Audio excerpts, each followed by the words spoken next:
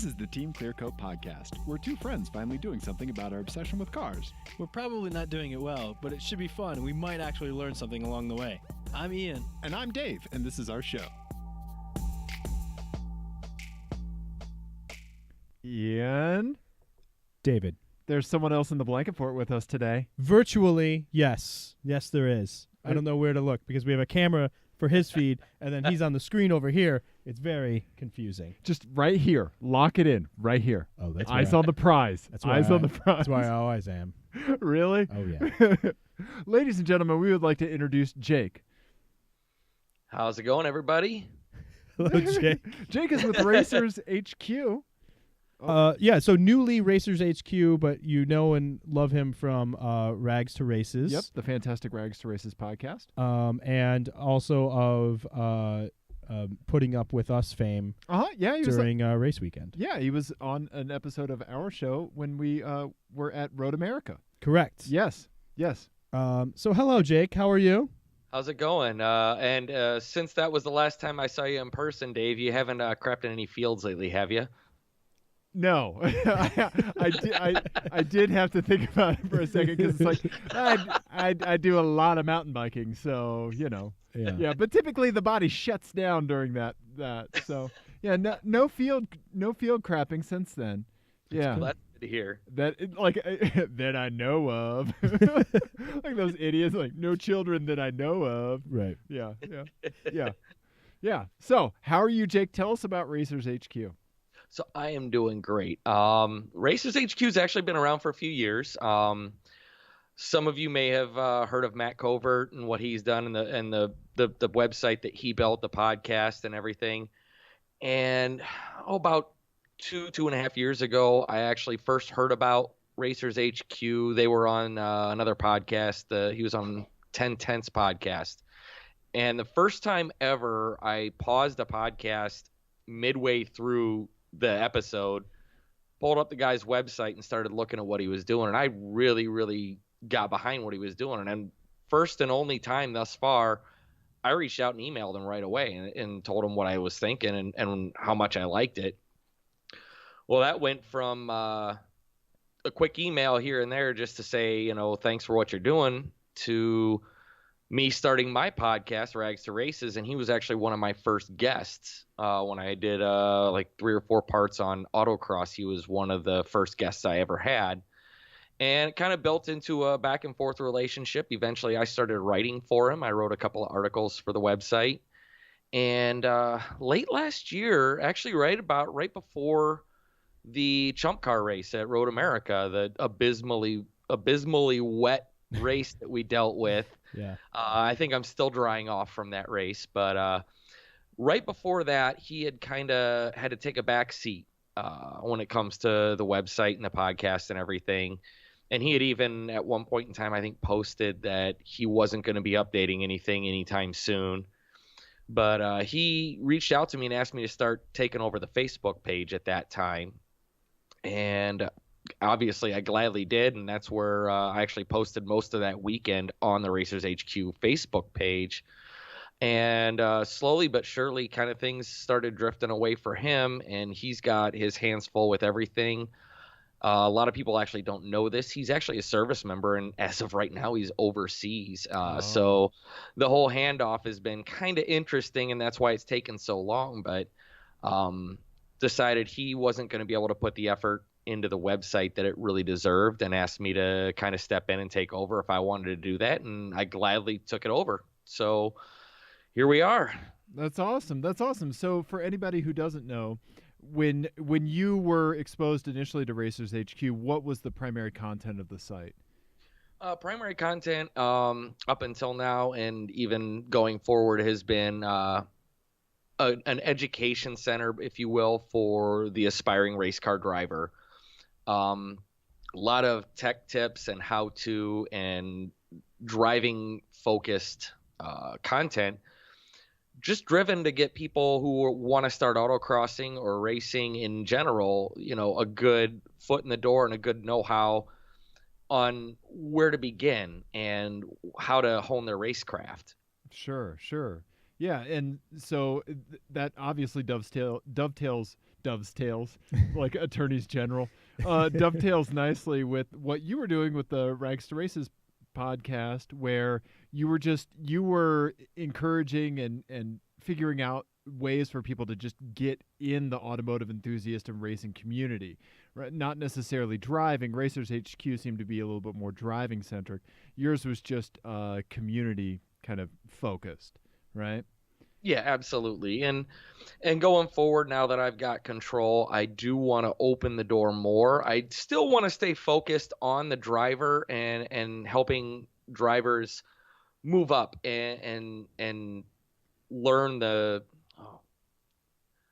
there's an edit spot for you. Helping drivers move up and learn racecraft and better themselves behind the wheel. But I want to open the door to anybody who's interested in motorsports in general and help them find their foothold, find their place in motorsport. Okay. Yeah. Yeah, absolutely. Because I mean, the racetrack is such a great community. It's such a great just place of community that it just focusing on the driver, you're not really getting the whole story. I feel like for what it is to be at a racetrack for a weekend. Exactly. Like at Road America, you're focusing on like 80 people when there's like, how many hundreds of other people there that are part of the scene. Absolutely. And a good fast pit stop, especially like something like Chump Car or having to do work on a car at an SCCA Majors event, man, that gets the adrenaline pumping just as much for me as it does when I'm behind the wheel. Sure. Well, and and with grassroots stuff, especially, you're oftentimes in older cars that may not have telemetry available to you. You're not going to get the Formula One like readout on your dash of what your lap time delta is. So, I mean, even just simple stuff like being able tips for communicating with a driver who's on track. Right. That's like a really important thing that can make or break a weekend, really. Yeah, and there are some new pieces of equipment that are coming down in price that actually will give you your lap time deltas in that. Right. One of the things I work with the SCCA Majors car I crewed on was he had an AIM Solo in his. It's basically looks like a little miniature dashboard basically, but it has GPS readings and it gives you your lap time. And it breaks each racetrack down into sectors, and it can actually give you your projected best lap. So it gives you an idea of how fast you can potentially go based on the different sectors where you're fast and where you're slow. That's nice. Awesome. Nice. Yeah, that's the kind of stuff you see in racing sims. Yeah. Yeah. Yeah, absolutely. Yeah, they run about $900, and it's a standalone unit. You throw a little antenna on top of the car, and it like has a little magnet, and it clips right in front of the steering wheel. Huh. That's awesome. That's really cool. Yeah. So as far as Rags to Races, then what's your plan with that? Well, considering I'm taking over an entire website, another podcast, I co-host on FSFL as sort of a race commentator. Mm-hmm. There's just not going to be enough time for it. Right, I'm going to keep it up there and out there for people who are, so it's available. I was going to say, I think that's important. Yeah. And I'll probably do one final episode just to kind of close it off and direct people to Racers HQ. But it's just going to be too much for me to handle to run 2 full podcasts, a website, co-host a 3rd podcast, write, edit, and work on everything else that I need to do to market the website. Sure. Yeah. Sure. And then also, go racing. Yeah. Oh, yeah, there's that too. Yeah. Yeah. Yeah, so speaking of going racing, catch us up with where you are on cars, karts, horse and buggy, unicycle. What's going on with you? Well, I've got the kart. It's a Briggs & Stratton LO206 spec kart, if you're not familiar with them. It's a sealed engine, and you basically run it on any road course sprint kart chassis. I happen to have a Czech-built Praga chassis, which after I bought it, I found out actually originally belonged to the company owner's son. It was his kart originally. Oh God. Sorry. I was trying to pull up the Briggs & Stratton site. Another edit play. Autoplay videos. Yeah. You gotta love those. Anyway, I'm sorry. So I've got my Briggs & Stratton kart. It's a LO206, which is a sealed engine specifically for kart racing. Yeah. It doesn't sound like much. It's a regular. It looks like a bright orange Briggs & Stratton lawnmower motor is what it does, but it's actually. I recently listened to an interview of a guy from the racing department at Briggs & Stratton, and the amount of work and blueprinting that goes into these engines to make sure that they're basically one and the same. You could grab any engine off the line that's going to perform just as good as the next one. And they're easy to maintain, easy to work on, easy to keep up. Okay. And they're not a lot of power. We're talking the average is about 9.9 horsepower. Okay. But when you gear it right on a sprint kart, on an off-road or on a outdoor road course, you could be potentially looking at 60 miles an hour on a sprint track.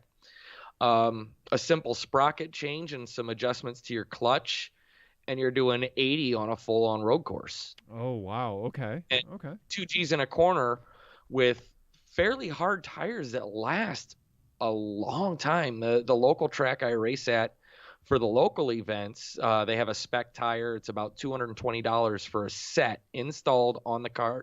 Okay. And last year when I started, the points leader in my class at the time for men and women 35 and older was on the same set of tires he bought at the beginning of the season the year before. Oh, wow. Okay. Nice. That's some budget racing right there, man. Take care of the tires, they can last 2 full seasons. Wow. And so like half a season for you, Ian. Yeah. Yeah, maybe. The fun to price ratio is ridiculous. Yeah. I mean, that's I did have a Miata project car that I was building for budget endurance racing, and I actually sold the car to the guy I bought the kart from. Okay. Yeah. And I still keep in touch with him, and I've seen pictures of the car. Now I kind of wish I hadn't gotten rid of it because I saw all the work he put into the car that I wasn't ready to put into it. That's the thing. Yeah. But it's he's happy with the car. I'm happy with the kart. And yeah, an average race weekend will set you back about $100. Okay. Yeah. That's awesome. For full day racing. The place I race at, because it's a spec series, fuel is included in your race entry fee. Oh, wow. Okay. So they just got like a bunch of 5-gallon cans sitting there, and you just top yourself your cart as you need it. That's awesome. Yeah. And those are all, like, everything is 4-cycle now, right? There's no... Oh, no, there's still plenty of 2-stroke. There's still shifters. There's still the Rotax class. That got kind of wonky for a little bit because of some issues, but there's still plenty of people running touch-and-go Rotax karts, which are similar to like a 4-stroke kart with a centrifugal clutch. Mm-hmm. But it's a 125cc engine and about 30 horsepower and super sticky tires. Oh, wow. Okay. Those karts will do 80 to 90 miles an hour on a sprint course and easily 3 Gs in a corner. Okay. Yeah. Yeah. That's a big step up, it sounds like. Yeah. Oh, huge. I've driven one once. There was a local track that they called it a drive till you drop day. So you paid a flat fee, and anything that they had as a rental kart you could drive. Oh, wow. Yeah. So road taxes, now to get to the road tax you had to spend a little bit more, but after my first session on track I had to get like a kidney belt because I was getting bruising up and down the side of my rib cage from the seat from the G forces. Yeah. Wow. And yeah, I mean, even in go around a slow corner and it would, drop out of the 2-stroke power band, and then as soon as it would hit, it would snap your neck back like you're getting launched by a rubber band. Crazy. Yeah, I mean, even like the low power rental karts, I have to get the little seat insert. Otherwise, they're like for your non-childbearing hips. Yeah, exactly. Because I just rattle around in there and just hit the side of the heat. Hits me. Like a pea in a tin can. Yeah, exactly. But besides the kart, you may have some competition in the coming year here, Ian. Yeah. So you mentioned to us the other day that you are building a chump car. I guess that's now Champ Car. Yeah. That rebrand or whatever. So you're building a chump chumpa Lemon's chumpa. budget enduro car. We'll just say budget enduro car. How's Yeah. that sound? Okay. All right. Yeah. Tell us about that. Tell us what class are you going to be in? Are you going to be competing against? No, we'll not be competing against the Maserati. Oh, okay. It's a 92 Honda Accord, and we're pulling the drivetrain out of a wrecked Honda Prelude, a little bit newer. Okay. Okay. So the Prelude is a 2.2 liter? You're talking to the wrong person. I don't know okay. much about Hondas. Okay. Okay. To be honest, one of the guys on the crew, actually, he used to be a technical, was it a data engineer for an IndyCar team, and I'm not at liberty to say which IndyCar team. However, he worked there for several years, so he definitely knows his stuff. He's a fabricator, welder. Wow, that's handy. Okay. Yeah, he knows his stuff, and he's a Honda guy, so he knows. And I already knew from my past experience, Hondas are like Legos. You can pull parts from one and stick them in another, and it basically just drops in. Right. Yeah. But there's a local like DIY auto repair shop in the city, and sort of to garner, use it as a marketing tool, whatever, they decided they were going to put together one of these budget enduro cars. So the guy, the former data engineer, he works there as a tech and as an instructor. He's the one who found the parts. In fact, the Accord was originally a parts car that he had bought up and dragged up from Florida. Didn't run. The motor was seized up. It had an automatic transmission. So we basically gutted everything down to the pure shell. Right. Bought a cheap welding cage. We're mocking that up right now. We're starting to tear apart the parts car. Last weekend, I pulled the entire rear subframe out. That's going in the new car. I bought the old racing seat from my Miata. Okay. Nice. I bought it back, and it's going in the Accord. Nice. That's Yeah. awesome. Carry the mojo forward. Yeah. So what's the goal? When's the first race you guys are shooting for? We're hoping for Gingerman, but really, as it stands right now, there's only a few of us really putting the hours in on the car. So it's hard to say if we'll make it by Gingerman. The plan is to do some testing in May. Mm-hmm. But like I said, the cage isn't welded in yet. We still got to get the drivetrain out of the old car to put in the new car. We're swapping it from automatic to manual. Right. So there's still some work. Yeah. We're hoping if we can get the whole crew together and working, we can knock a lot out in a few hours. But lately, it's been a little bit rough. What with St. Patrick's Day in Chicago and all, that's always a rough weekend. Yeah, I'm sure. People celebrate that there? A little bit. Have you never seen The Fugitive, sir? No. You've never seen The Fugitive? No, I haven't. Hold on, we need to stop this car show. Just pause it and let's put it on right now. Yeah. Wow. I need to see it. Yeah. Yeah. That's like if you're ever sick on the couch, that's the movie that you watch. Yeah. I just keep going to Mystery Science Theater 3000 episodes. Yeah. Fair enough. Yeah. All right. Anyway, No, we'll but- talk about that later. But I'm trying to think if we've seen a Honda Accord running out there in Chimp Chump Chomp. I think so. I think we have, and I think there was definitely one at the Lemons race a while, and I think it was a coupe. Okay. This Huh. one's a coupe too. Okay. Nice. Yes, 92 Accord coupe. Okay. Yeah, and I believe it's like a 93 or 94 Prelude. It was like the second generation, that real rounded body style. Yeah. Right, Yeah. right. That's the one we're pulling the drivetrain out of. Okay. Yeah, I like the first generation Prelude and the last generation Prelude. That middle one that you're talking about, I don't love as much. I'm just an overall Prelude enthusiast. The although Prelude is awesome. Yeah. they look so dated on the interior, and their rear visibility is bad, but they're always cool cars, and I love the last one with the big headlights, especially. Mm-hmm. I was really trying to push them to find a first gen just so we could pull Yeah. the 4-wheel steering. Yeah. Right. That's what you want is added complication in a. Oh yeah, endurance car. Yeah. in a budget enduro car. That's exactly what we need. We're actually depowering. We actually pulled the rack apart and we're properly depowering the steering. And Oh, it's wow. gonna be manual steering, yeah. Wow. That'll be fun during your pit stops. In that light of a car, it shouldn't be a problem. Yeah. Yeah. Yeah, do you guys know? I mean, the weight on that is going to be like nothing, right? It's going to weigh. Oh yeah, it's going to be ridiculous because there are no minimum weights really for anything unless you're doing like a swap or something, right? I don't think there are any minimum weights at all.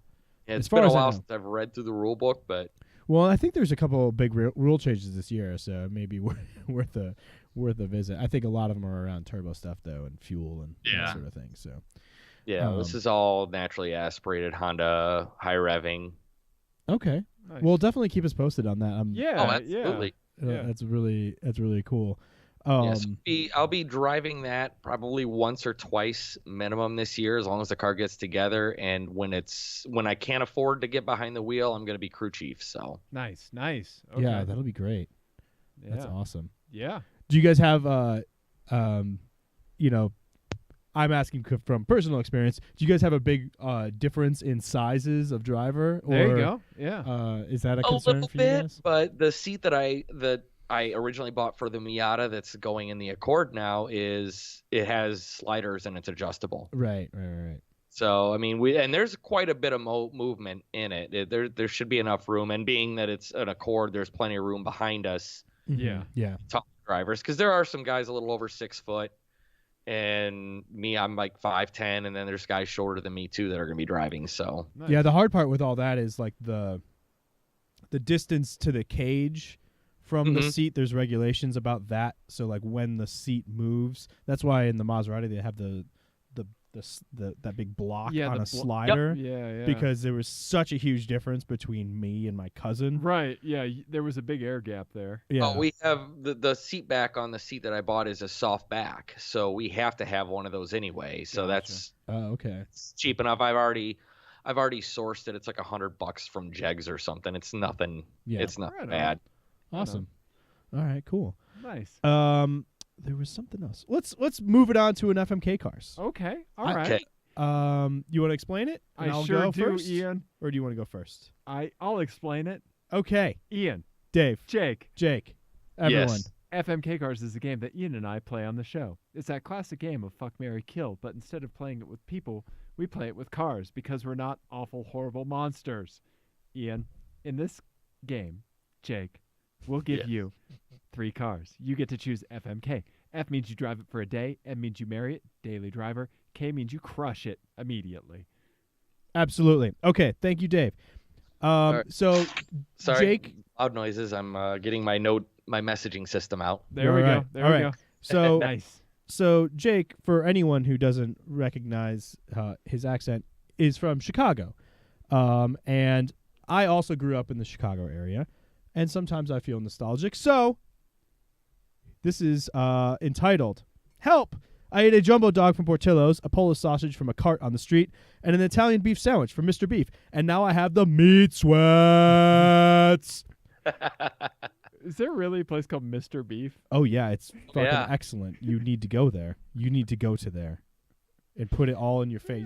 You just shove it in your beef hole. Is what you do. Put the Mr. Beef in your beef hole. Meat sweats. Cars made in Chicago. Okay. These are going to be challenging to Google. Google. Okay. All right. First of all, 1916 Elgin 6. This is by the Elgin Motor Company, which is a Chicago-based company, and it was actually designed and manufactured in Chicago. Okay. Yep, there it is right there. All right. The Elgin 6, it was $985 when it was new. Yeah, look at that. And it was actually, they found a lot of success apparently in endurance racing. So it's a good fit. So they were this was a race chassis, and they put a 6-cylinder in it. A little bit of history lesson here. Sorry to interrupt. No, go. First automotive race in America was held in Chicago. Oh, really? Did Yeah. not know that. Nice. Yeah, it was on city streets through like the south suburbs and the south end of Chicago. It was the first car race ever, official car race in America. I didn't know that. Nice. I did know that there was a popular race, a big race between like Chicago and Evanston, but I didn't know about that. That's cool. All right, so the next one, very innovative, also 1916, the Woods Dual Power Model 44 Coupe. This was the first hybrid. It had an electric motor. Wow. And that was active at speeds of under 15 miles per hour. And it also had a 4-cylinder gasoline-powered engine that took over after that. Wow. Yeah. Look at those leaf springs. Oh, yeah. Yeah. And it was like really expensive. It was like over $2,000 in 1916. Well, yeah, this was the Porsche 918. It was it was the Tesla. I Yeah. mean, this is a crazy amount of technology for 1916. Yeah. Okay. Were you aware of that one, Jake? Yeah, what was the second one again? What was it? My pen isn't working and I can't see your pictures, so I'm Googling them. Oh, okay. Yeah. It's the Woods dual power model 44 coupe. Yeah. I The like world's first hybrid car. anything with exposed cloth upholstery I'm into. Oh, wow. Okay. Yeah. Yeah. Look at those leaf springs, man. Yeah. Yeah. All right, and then the last one, we're gonna go. We're gonna take like a big leap forward in Time? in time and in technology and in luxury. 1927 Ford Model A, built in a factory that is still in operation today, and actually now makes the Taurus and the Fusion? the fucking SUV one. Escape? No, the bigger one. Edge? Expedition, maybe? I don't know. One of them. Flex? No, Escape? whatever. One of Just them. throw a random Ford crossover Oh, wait. names. I Yeah. actually have it right here. Yeah. Okay. Huh. Okay. So what do you think you do, Jake? All right. The Explorer. They make the Explorer there. The Taurus and the Explorer. Thanks, Ian. No problem. You're welcome, everyone. Okay, Professional so automotive journalists. I think I'm going to have to crush the Model A because that's the most common of the three. Okay. I like it. It's also the one with a roof on it. Yeah. Yeah. Just FYI. Oh, the Woods. The Woods has a roof. You can get it with the Woods with You a could roof. you could get it with the coupe. That's true. All right. And I think I'm going to F the Woods and have one of those fancy Illinois electric or hybrid vehicle license plates. Oh, just there to you go. mess with people. Oh, okay. And then I'm going to have to marry the Elgin 6 because that is just an amazing looking like pre-war car, and it just looks awesome. It Right. does look really cool. They went bust not long after that, but it looks like it's pretty cool. And yeah, I like the idea of trolling people in the like parking in the plug-in hybrid spots and all of that. Nice. Meat sweats. So for the first automotive race in America, was the finish line just somebody handing the winner an Italian beef sandwich? Yeah, instead of like spraying champagne, It was au jus. It was au jus, exactly. Okay. All right. And blood. Well done, Ian. Thank you, Yeah. everyone. All right. What do you want to talk about next? Hey, real quick here, I did just pulled up the Chicago Times-Herald race is the first automobile race held in the United States. Sponsored by the Chicago Times-Herald, the race was held in Chicago in 1895 between 6 cars. Okay. That's awesome. Yeah. It was won by Frank Duria's motorized wagon. Classic Frank. He's a real son of a bitch. But boy, he could drive that motorized wagon. You know, Yeah. you gotta have a motorized wagon. I think I have him on my fantasy F1 team. No, yeah, I put him down for pole position for the next race. Yeah, smart. Yeah. I think Yeah. he's definitely gonna win. Is that who McLaren's using for power plants this year? I think so. Might be more reliable than Honda. Yeah. yeah. Well, I think no, they have Renault this year, right? Yeah, they do. have Yeah. Renault. Sick F1 burn, I Yeah. guess, if I knew. Toro Rosso has Honda though. Is that the Red Bull? This is fun where we make Dave talk about F1 and he has no idea what we're talking about. What's the difference between Toro Rosso and Red Bull? They're the junior team.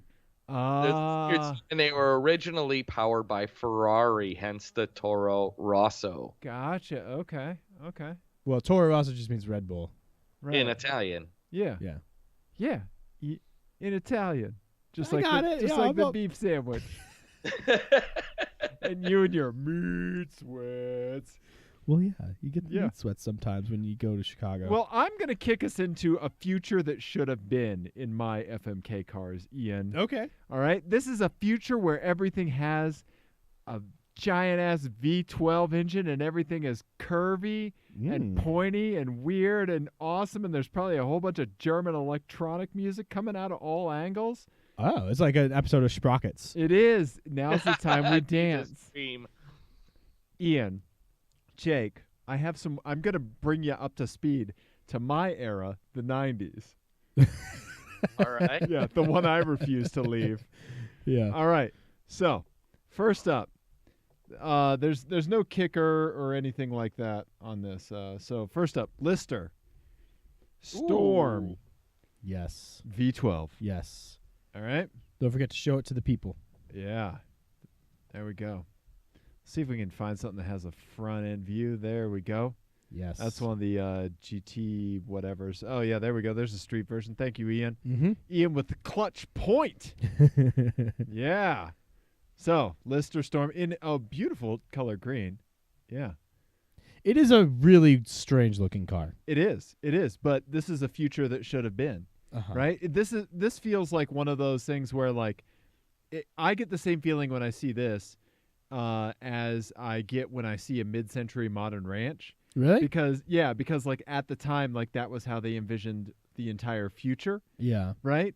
And like when people designed this car in the probably late 80s, early 90s, like this is just how they imagined all of sports cars going. I guess so, but this car always looks to me like the aspect ratio is wrong. Yeah. Yeah. It looks just like you're when Like, you look at it's 16:9 but crunched into 4:3. yeah, exactly. Yeah. It's just the proportions are just off somehow, and it bugs me. So like when you go to your parents' house over the holidays and like they're watching like stretched 4:3 content on their flat screen, Yes. and, like they're watching like a standard def channel on a fucking 75-inch 4K TV. Up converted. Yeah. Soap opera mode. Uh-huh. Extra on. Oh God.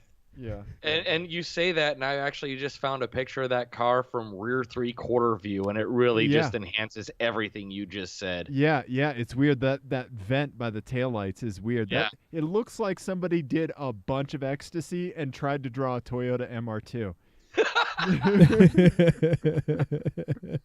Yeah, I was gonna say it looks like a bunch of cars crashed into one another. Yeah. Because those taillights are straight out. They look like 959 taillights a little bit. Yeah. And then like the wing looks like it's off of like a COK XJ220, DTM or something, yeah. or something like that. It's very strange. Okay. So anyway, we love the Lister. Up next, Ian. Jake. Jaguar. XJR15. Oh, this was like the special XJ220 variant thing. I think so. Oh, It's the one that actually did have a V12. Right. Right? Everything in the future is curvy and sleek, and you hear techno music. I have an idea of what my next car might be. Okay, go ahead and guess. You win podcast if you guess. Is it a Vector? Yeah, of course it's a Vector. Nice. Girl. Nice. Vector M12. Yeah, right? Ian, look at it. Look at that. That's one on the street. Dear Yeah. God. You got to find a shot if you can of the interior of the dash. Okay. Have you ever seen a picture of the dash? I don't know. It's crazy bonkers. Yeah, I don't know. Let's see. Yeah. Whoa. Good guess, Jake. Oh, it looks like Kit. Yeah. Oh, wow. But it's not a V12 though, right? It is. Yeah, the M12 is. They had the there's the W8 twin turbo. Yeah. I thought it was a V12. I could be Whatever. wrong. It doesn't Yeah. matter. Anyway. It's super cool. Oh, Yeah. look, there's one that's caught on fire and burnt to a crisp. Through like Google Images. Oh no. Poor Vector. So, what do you think you do, Jake? What do you think you do? I gotta marry that Vector. Do you? It's just just the wildest design of any car I've ever seen in my life, and I absolutely love it. it's like, oh, you want 90s? How about the 90s? Yes. Yeah. Yeah, you open the door and you hear the Saved by the Bell theme song. I was actually thinking Daft Punk's Homework, but Yeah. I unfortunately I'm gonna have to kill the Jaguar, and for the day I'm gonna drive that Lister Storm, and I'm gonna screw it. I'll take it to Le Mans, drive the public roads that make up the Le Mans road course. Nice. Ian, what would you do? I think I would crush the Lister. Okay. Because it does I don't know what it is about that car. There's something that it's like an uncanny valley of hypercar. Yeah, it like makes me twitch. It's like Tom Hanks's creepy eyes in Polar Express. Like, yeah, all the components are there. Yeah, right. Of a hypercar, and it all kinds should of vents work. and low and yeah. But it just bugs me for whatever reason. That's the same thing that draws me to it. Oh yeah, yeah. Oh, I just saw something that I can't unsee. Sorry, did the our Skype feed just now started working? I'm sorry. No, apparently so. No, we took I'm our shirts off. One of the race cars, the yellow and green Lister Storm. It's got a 3/4 front view. Okay. And it looks like a Ferrari F40 and a McLaren F1 had an illegitimate love child. Okay. I can see that. Yeah. I can see it. Yeah, right? Yeah. I don't know. To me, it just looks like this fender, the front fender is just like squashed. Like it was supposed to be longer, and the mold got too hot and fucked up, and they were just like, well, we can only afford to make one, so I guess it's this long now. I think they had the prototype car out and they were testing, and they parked it a little too harshly and hit something, and they were like, fuck it, that's what it is now. Yeah. That's what it looks like. I actually kind of like it better. Yeah. But yeah, so I would crush the Lister. Okay. I would marry the Vector. Okay. Because it's just too crazy. Okay. And then I would for a day drive that Jag. Okay. I think I would marry the Lister.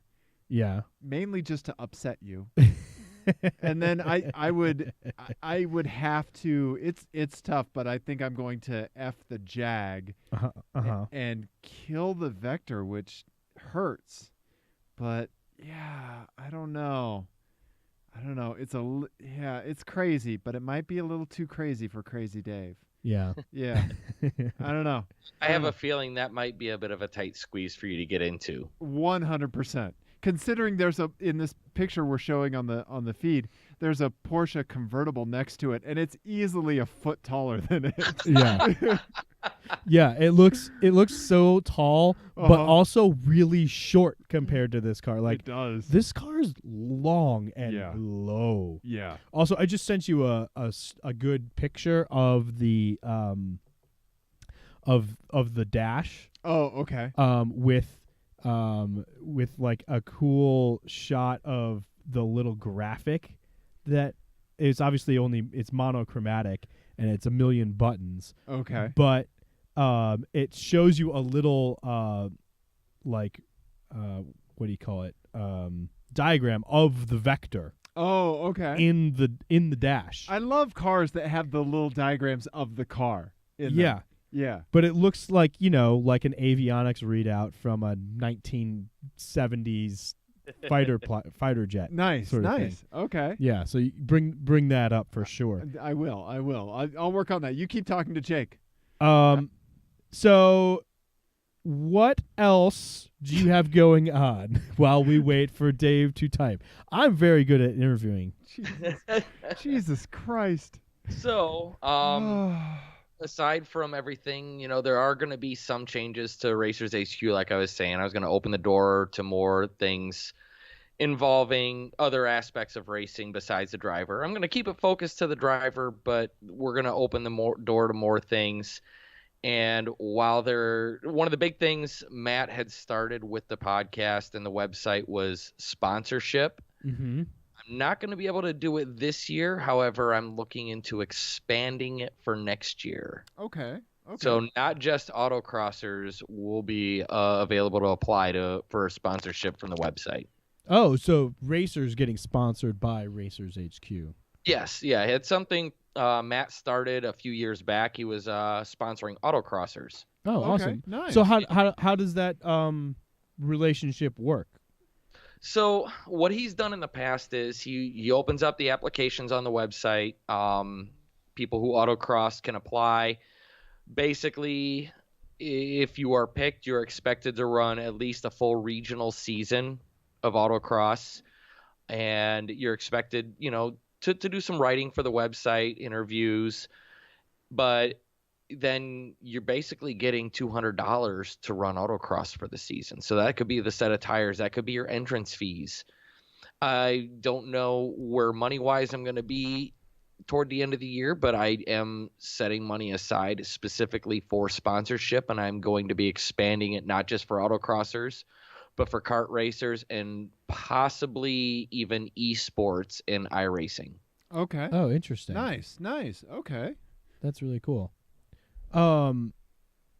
Is that that seems that kind of blows my mind that how that works. So is that going to be like you're going to have your own sponsorship and then you're going to kind of like pass that on to other racers, or how? No, this is completely separate from my own racing and my own everything else. Obviously, I'm going to carry the branding on my fire suit and on the cars that I drive and on my kart, but this is specifically for drivers who need that extra step and want to take that first plunge into the grassroots world of motorsports, maybe not have quite the money they can apply. And of course, it's going to be pretty strict adherence to the rules and everything else, but to get money, I mean, Right. this is a business deal. This isn't just me handing out money to anybody. It's not a sweepstakes or a contest. I'm actually looking for somebody who can carry the brand name. Yeah. No, that's awesome. That's really cool. Yeah, idea. that's really cool. Do you know if anybody else is doing it to this scale or to karting and esports specifically? A little bit.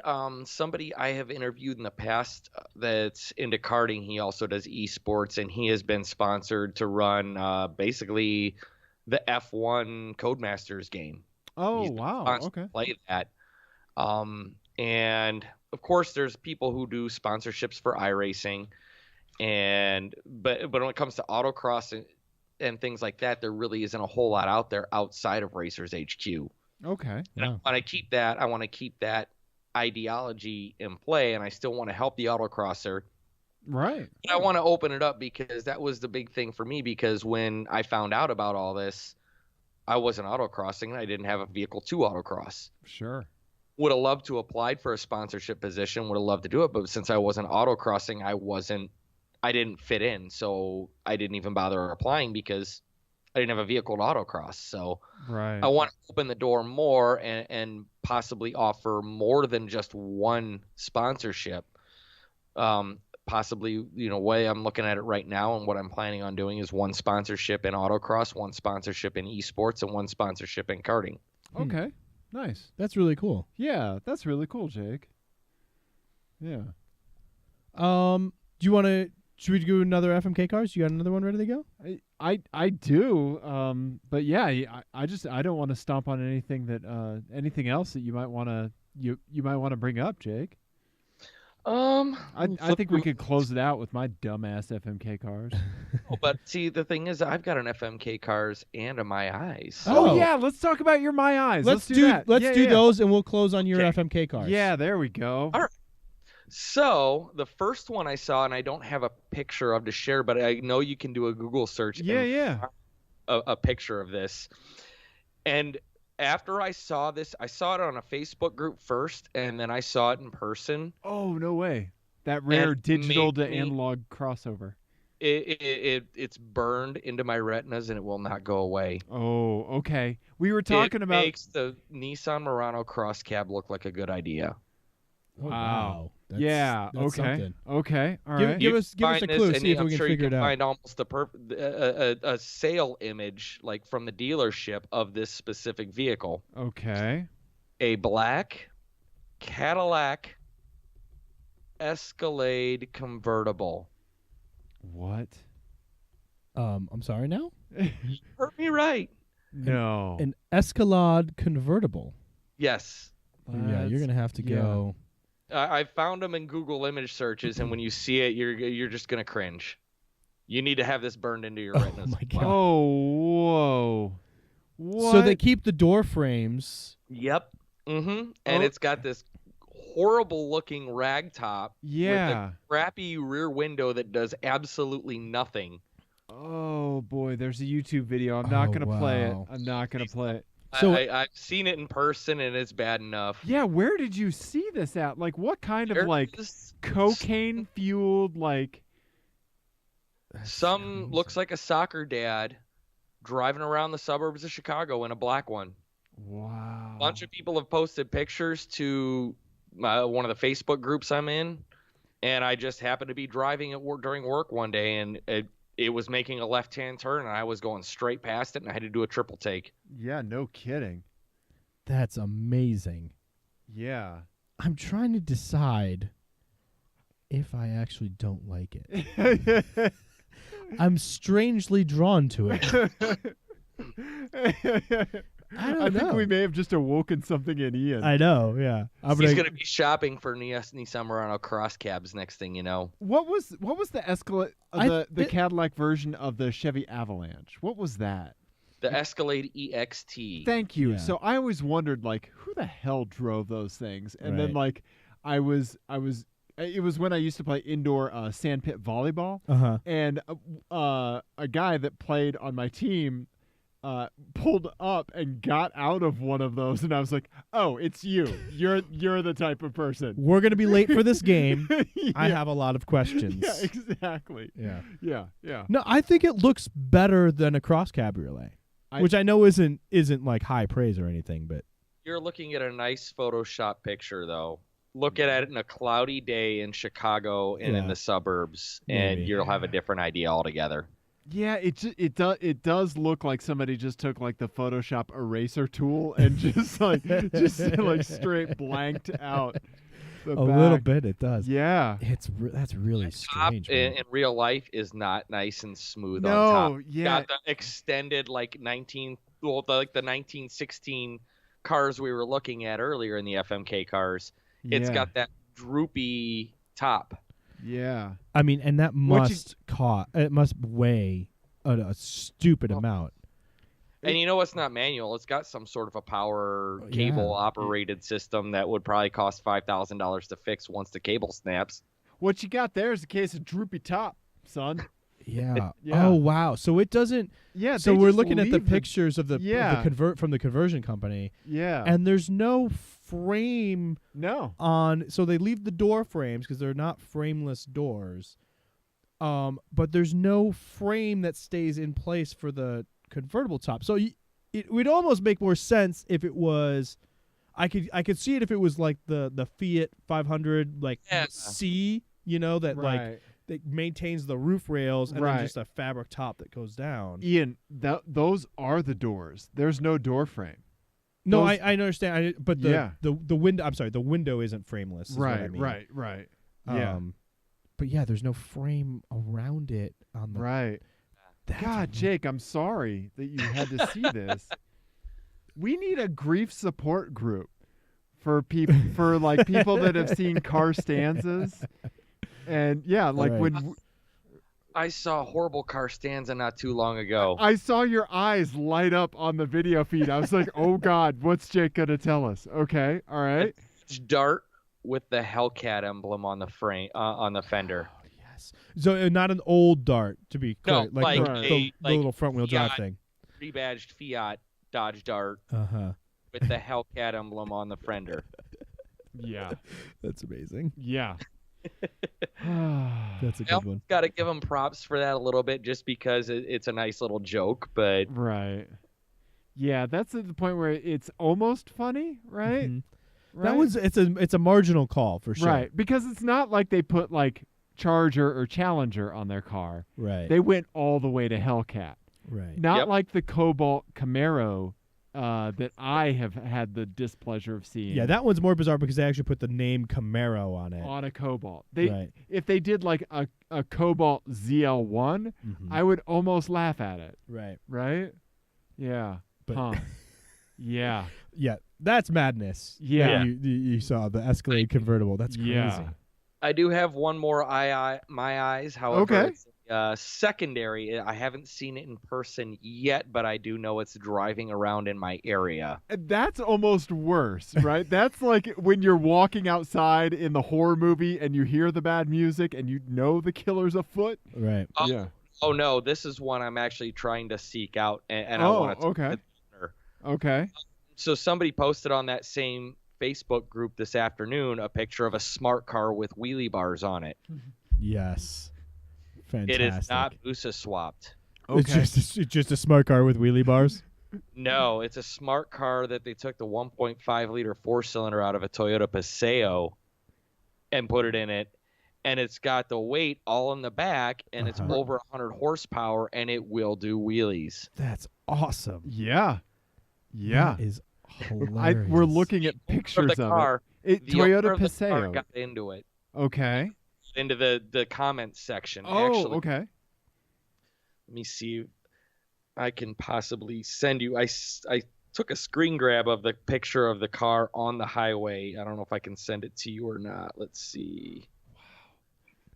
Yeah. That's really bizarre. Remember when we went to Cars and Coffee the first time when we saw that original Fiat 500 with the Subaru STI engine swap? Yeah. And its license plate actually said wheelie? Yeah. Yeah. Yeah. That one though, and that ended up going Bring on a Trailer. Bring a Trailer Yeah. like a couple months after that, and it was because like the previous owner probably turned into dust. yeah. Well, that put one the though. picture of my phone. I'm Okay. gonna put my phone in front of the camera, and hopefully you guys can see this. Yeah, sure. Yeah, okay. Oh yeah, yeah. Let me put it on the. Yeah, there we go. Yeah, that worked out better than I thought it would. Look at that. That's fantastic. Apparently, every single red light they were doing wheelies after light turned green. That's Yeah, awesome. The gas pedals just turned into a hilarity button. yeah. Absolutely. Yeah. And you got to start to think, how cheap did they do that build? Because Right. a crashed Toyota Paseo, you take the engine and trans out and just slap it in there. Yeah. And why a Paseo? Maybe just packaging. Yeah. Right. Maybe that's the only thing that would fit. Packaging, and that's what they had. Yeah. Yeah. Wow. And it was cheap, I'm guessing. Yeah. Right. Yeah. How much could a Paseo drivetrain be? Yeah. But could you imagine that as a daily driver? Like, I have to wheelie everywhere. Like, Right. there's no like, be cool, guys. You know. Like when you're at the stoplight next to the police, like Yeah. a police car, and you're like, I'm not gonna floor it. I'm not gonna floor it. Yeah. Right? Like, Yeah. Still smoking the clutch, and the front tires are 6 inches off the ground. yeah. Yeah. Right? Exactly. Yeah. You just like motion, like you should probably go first. Don't look Yeah. in your mirror. All of a sudden, I'm turning left. Yeah. On Yeah. one wheel. Yeah. Yeah. Exactly. Huh. That's I insane. wonder what the slowest is that a car like that would need to go to pull a wheelie. Like, Right. how gentle could the acceleration be? Mm-hmm. Like to wheelie back, right? If the weight was so disproportional, Yeah. like you just like 0 to 60 in like 12 seconds, but yet you can still wheel it. Yeah. Well, and also, I mean, are you in Illinois? I don't know. I can't remember what are the safety inspections? Is it just emissions that you have to do? Is there Just safety? emissions, and it's only in the Chicago area and the suburbs. Oh, okay. Once you get out to central Illinois, they don't do emissions testing. Right. What? Okay. Yeah. So like no inspections or emissions? No inspections, no nothing. What? That's how most states are. Oh yeah, no. If I get a car that's we're not gonna statute of limitations, blah blah blah, la la la la. Nobody's listening. If I get a car that I'm going to be tuning and building up, I'm going to be registering at my dad's in central Illinois, so I don't have to worry Sure. about emissions testing in Chicago. Yeah. Right. Yeah, absolutely. Yeah, it's crazy. Yeah. But I would think that's not legal to just run around with wheelie bars, right? Apparently, seems nobody crazy. said anything. I would think it'd be less legal to run around in a car like that without the wheelie bars. Well, yeah, there's right? that. I think at the DMV they'd be like, "Well, this is for your own good."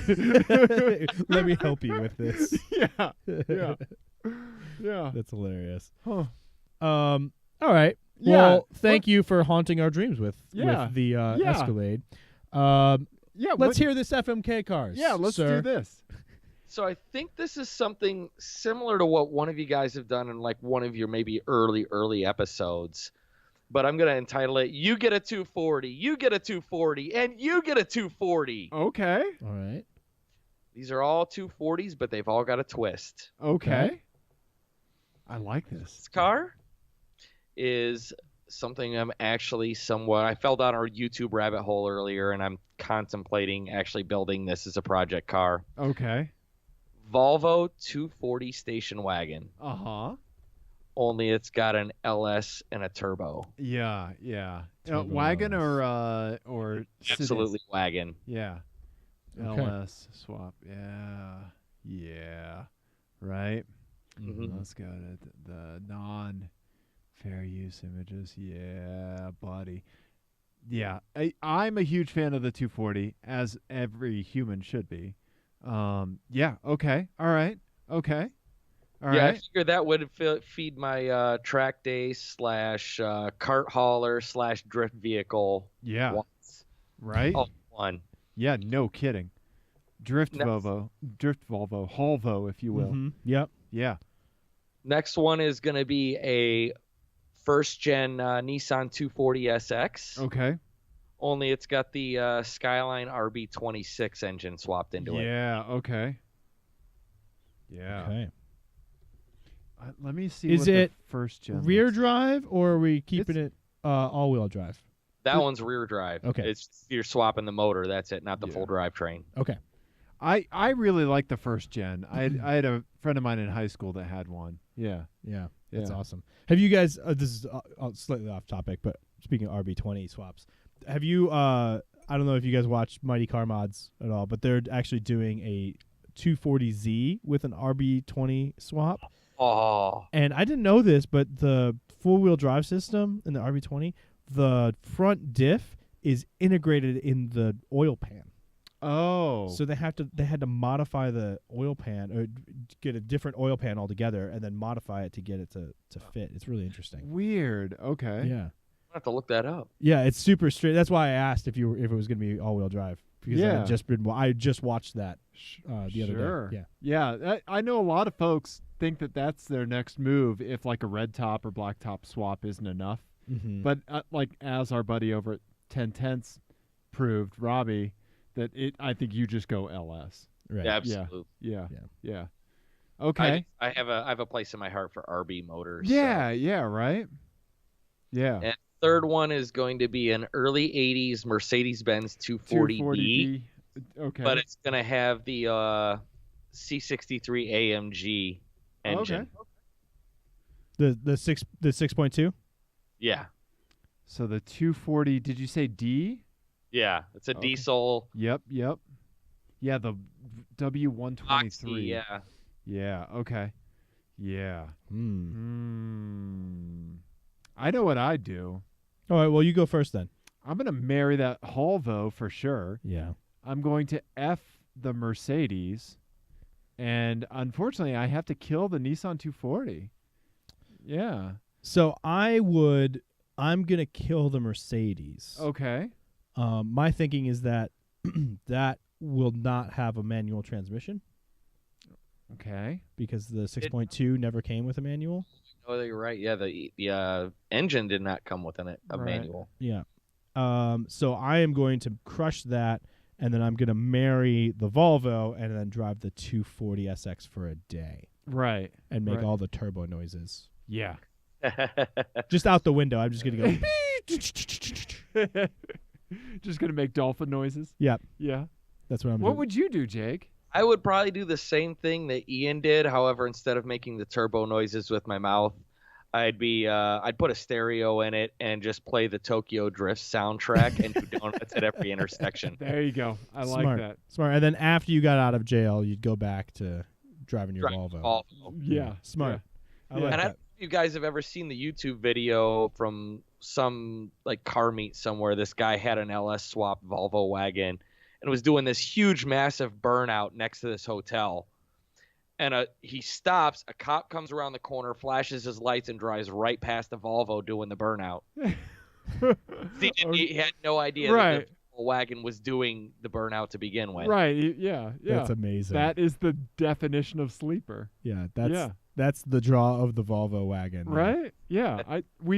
What have we learned today, Ian? We've learned that Volvo LS swapped Volvos are in our dreams, right? Yeah, of all car people. Absolutely. We also learned that you should pay attention to Racers HQ and everything that's happening with that. 100%. Yeah. And that visiting Chicago will give you the meat sweats. What? And also, you should definitely check out the archives of the Rags to Races podcast. Yes. Definitely do that. Do all of that. Yeah. Jake's on the Twitter and the Facebook. Yeah, and all plug that. all your stuff, Jake. All right. So the Rags to Races on Facebook, obviously, Instagram, Twitter. Instagram and Twitter are probably going to start fading away a little bit on that, but I'll keep the Facebook page open. Everything else, RacersHQ.com, RacersHQ on YouTube, RacersHQ on Instagram, Twitter, Facebook, and definitely go to the website. If you want to email me, you can reach me at Jake, Jake, at RacersHQ.com. There we go. Okay. Awesome, man. Thank you so much for coming on. I'm looking forward to everything that you're doing with Racers HQ. And I hope we get to drive together or crew together or something soon. Yeah, for sure. Thank you guys so much for having me. I appreciate it. Yeah, of course. Dude, no problem, man. No problem. Okay. Goodbye, everybody. Bye, everybody. Bye-bye.